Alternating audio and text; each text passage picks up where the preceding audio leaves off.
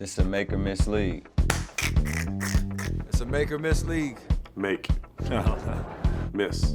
It's a make or miss league. Make twirling. There were a pair of spin cycles from Bradley Beal and Kyrie Irving last night, so Perk, check them out. See who you think has the most impressive move. Bradley there, and here's little Kai. Oh, excuse me. Oh, Kyrie, Rachel. You know why? Because not only did he make a hell of a move, but he finished with his offhand with the left hand through traffic. There you go. Oh, come here, young fella. Let me take you to school. But Bradley Beal's was nice as well. Yeah, that pullback dribble by Brad Beal is nice. I'm not even sure Kyrie has an offhand at this point. He's so good finishing lefty. He's ambidextrous almost there around the rim. There you go. Make wins. Check out the Nuggets. Had a very rare 8-shot attempt, 7 offensive rebounds, 0 points, all in one possession. I think there's a whole category for that in the record books. Perk, is it more sad that the Nuggets couldn't get one to fall or that the Pacers couldn't get a rebound here? Look at this. It's more sad that the Pacers couldn't get a rebound. Like, it was just the effort was there. It looked like, you know, me, Reggie Evans, just a whole lot of centers out there playing the game, trying to make shots. It just wasn't falling. Again, we have sped this up for your sanity, but watching it live was like a whole different. I mean, Mike Malone is like, yeah, I can't even. What is happening here? And there you go. Miss settling. Let's talk a little Gordon Hayward had this poster two-handed slam to take the lead late in the fourth last night. Oh! And look at the emotion. Look at the emotion here. Yeah. Hey, Rachel, right there, that's Zach Lowe at LA Fitness in his prime. Getting up. Look at him. Yeah. I'm happy for Gordon. No, I am. I'm happy for Gordon. He looks healthy. He's playing with great spirit. He's looked like he's having fun. But that's Zach Lowe right there at the Health and Wellness Center.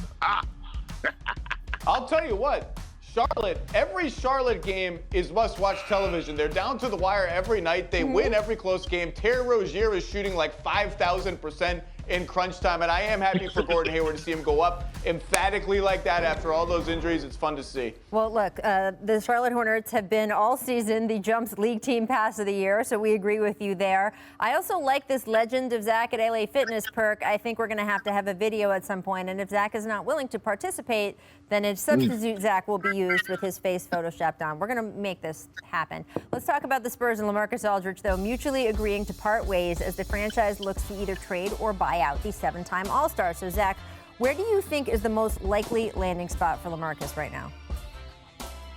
I think a trade is going to be hard for San Antonio, so let's assume buyout. And I think then you'll have a lot of interest. I think he's an insurance policy for both LA teams. I think you'll hear some Boston noise. I think you'd hear, some of the other main contenders like that. But here's some under-the-radar teams. He probably won't go there via buyout, but he'd be fun in Charlotte for a team that is basically playing P.J. Washington as its backup center a lot. He'd be a hell of a lot of fun in New Orleans, spacing the floor for Zion.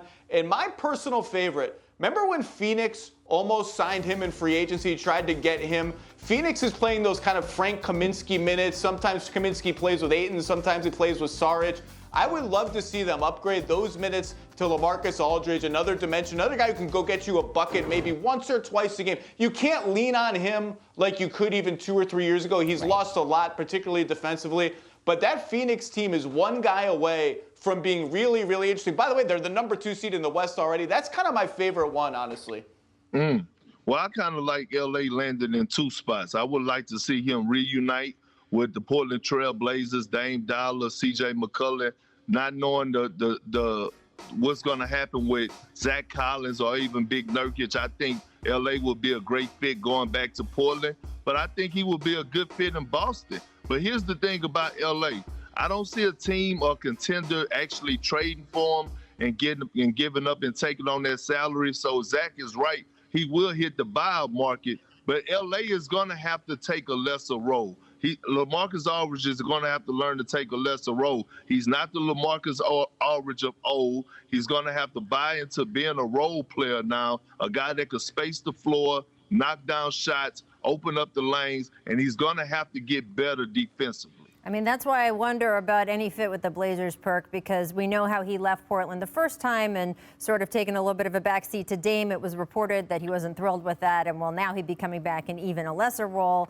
I don't know how the emotions would kind of play into it there. I love the Phoenix fit too, Zach, so we'll have to see how that goes. Obviously, the Spurs aren't using, I mean, they're not using him anymore for a reason, right? The on-off numbers on the floor, significantly better when he is not on the floor with them. So I just don't see anyone making a huge trade that's going to commit a lot of salary to a guy that the Spurs are saying, not quite good enough to be with us right now either. If they can amicably part ways and he can end up in Phoenix, that would be a win for everyone.